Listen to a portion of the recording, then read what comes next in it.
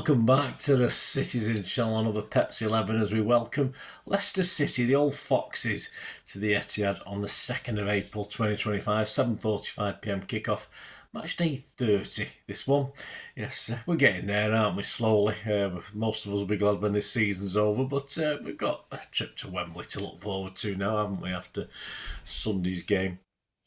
I'm recording this on Monday, yes, 31st of March 2025. You watched my player ratings shows. I was literally dozing off because I've not had a lot of sleep over the last couple of days. But yeah, I'm a bit more sprightly now. How long this will last, I don't know. But let's have a look at this Pepsi 11 A. We'll check out how old Rude's doing, or he's not doing, of course, at the struggling Foxes. And I'll pick an 11 to keep us hopefully up there, going for Champions League qualification, which is still vital, of course, for the club. So let me know your thoughts, guys, and your scores predictions as well. This isn't on anyway, so unless you're going or you've got, you're watching abroad, yes, you can't watch it. Well, probably not. Anyway, probably can. Just a moment of your time to mention a podcast I'm on, Bolt from the Blue, with my good friend Mike Long from South Korea, of course, originally from Northern Ireland, and he will be going back very soon, I believe, to Northern Ireland, so we'll be able to see a bit more of him over here in the UK as well. So yeah, Bolt from the Blue. It's been going 7 years. It's had such illustrious people as, City Fans TV's Ray, of course, has been on it. Walter Smith, there you go. And, of course, Colin Savage, well known to all of you, our financial guru. So lots of different things. So just me and Mike in the seat at the moment. But if you sort of get along to that, I think we're going to be about 40-odd this season once we finish this season. So we try and cover, or try and get one out after every game. Sometimes we go a couple of games because of things, personal things, of course. We can't always guarantee we can get them out, but plenty of episodes for you to listen to on Bolt from the Blue. So if you get along and subscribe to that, guys, I'm on that with Mike. That'd be absolutely fantastic. Right, so let's get back onto this Pepsi 11. Our league record at home against Leicester. Check out my City 130 as well, guys, which looks at the history of us and Leicester, so a little bit more information on there as well. But our home league record is played 53, won 34, drawn 10 and lost 19. We scored 133 goals and let 68 in. Of course, Rude's been there for around about 4 months now. He took over at the end of November last year, and despite a loss in his first game away, returned to the King Power, and he got a nice 4 points from 6. So it looked good, didn't it, initially? But that old manager bounce didn't last too long. So apart from a 6-2 win in the FA Cup and a 2-1 win at Spurs, he've lost every other game since then. So not great. He played 19, won just 3, drawn 1 and lost 15. He scored 16 and let 43 goals in, and they failed to score in 11 games. I'm hoping we can keep them out this game as well. They sit 19th on 17 points from 29 games and are currently on a run of 6 Premier League losses on the bounce. Let's hopefully number 7 is coming. Away from the King Power, their form is similar, 8 points from 14 games, and at home 9 points from 15. So it doesn't matter if they play away or at home; they're just as bad. Sorry about that, but that's the truth. Leicester are 9 points from safety with 9 games left, so an escape does look a little bit unlikely. Even the most biased Leicester fan or hopeful Leicester fan will probably agree with that. But unless you can start the surprise at the Etihad, why not? And that'll give them the momentum, of course. So that brings us, of course, onto Pepsi 11. That will be expected to do the job as far as we're concerned. The team and the squad against Bournemouth, of course: Ederson, Nunes, Kusanov, Diaz, Gvardiol, Gundo, Kovacic, Silva, Foden, De Bruyne and Haaland. And on the bench, Ortega, Lewis, Rice, Gonzalez, O'Reilly, McTa, Marmoush, Grealish and Doku. Yeah, interesting. No Savvy there. I'm not too sure what's happened to Savvy. As I'm recording this, of course, I can only go with what I know. Haaland, of course, limped away. Well, limped. He had a boot on, didn't he? A medical boot and crutches coming out of Bournemouth. So that doesn't look certainly doesn't look possible for this game, does it, on Wednesday night? So you can probably discount Haaland. Ederson will no doubt retain his spot. I can't see he was getting a game, so Ortega could come in on Wednesday. So I think Ederson will be in goal. Of course, Nico Gonzalez surely has to return in that DM role. And the winger, yes, as I say, there was no Savvy on the bench. I don't know why. I don't know. I'm assuming there's no injury or he was just rested after coming back from international duty. So of the wingers, I think probably Doku is more likely to start anyway, because of course he was on the bench for this Bournemouth game.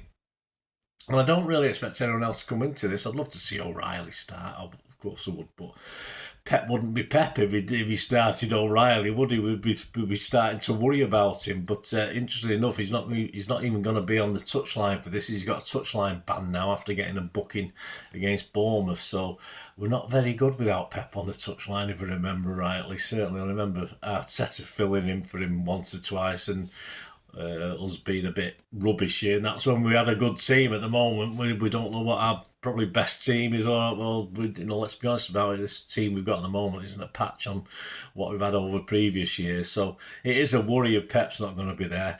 So the only plus point is Leicester aren't doing very, very well. But hey, we'll know, won't we?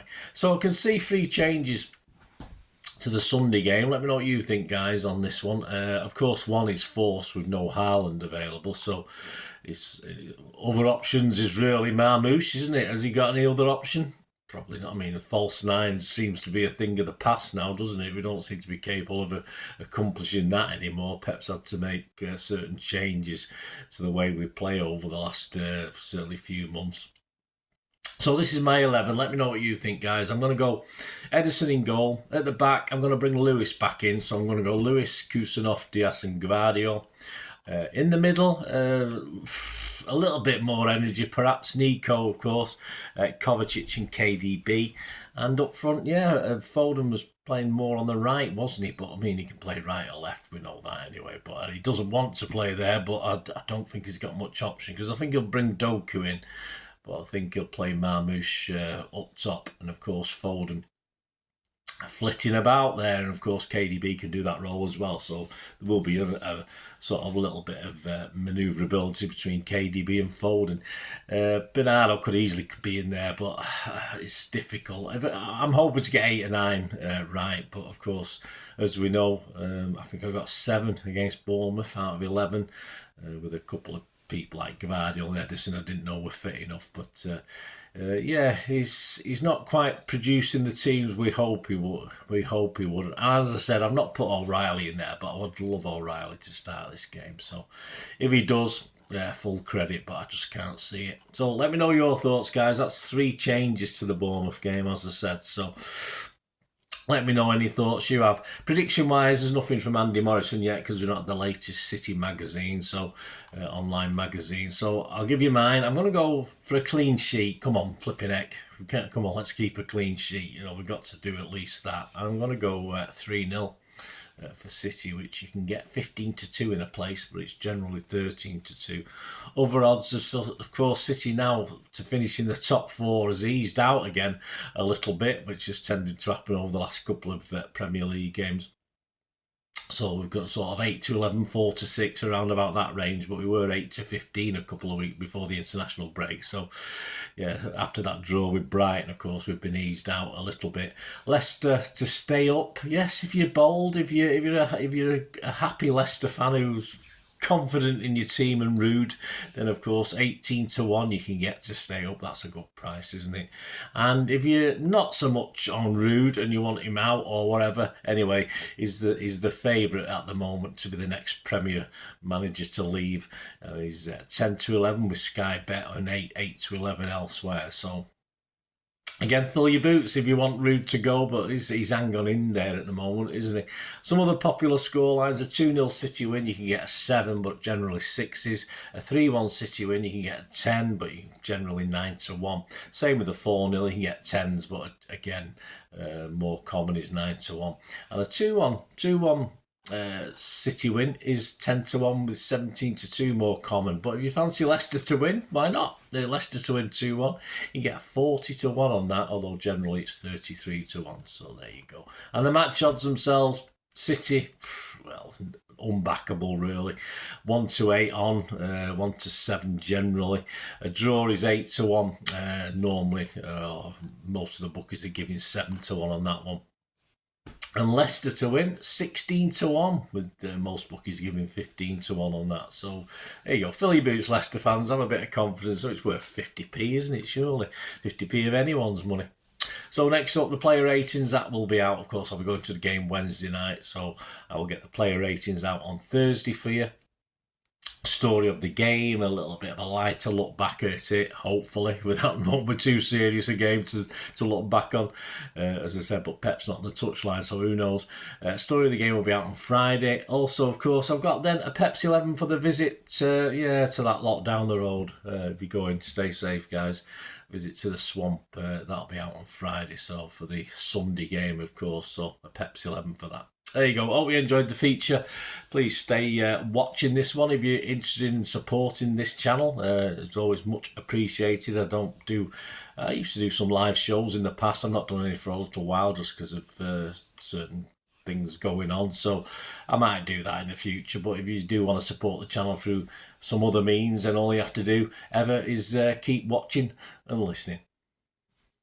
I hope you enjoyed the feature, and if you can support me through the subscription, if you can subscribe, guys, that'd be wonderful if you've not already done so.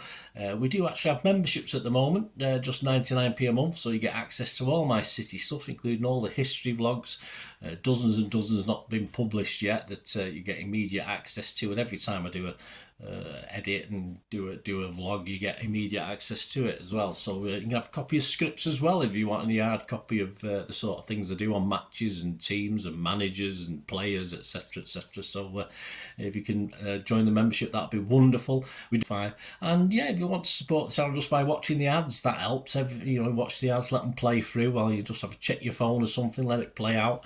And of course, if you follow any of the links, that always works as well. If you follow a link to one of the ads and you fancy something, I've done it myself. I've followed a link and actually purchased something from another organisation. But it can happen. It can happen. Not all ads are stuff you're not interested in. And of course, if you can give us a like, guys, that would be absolutely fantastic. All likes are much appreciated. Anyway, thanks for watching.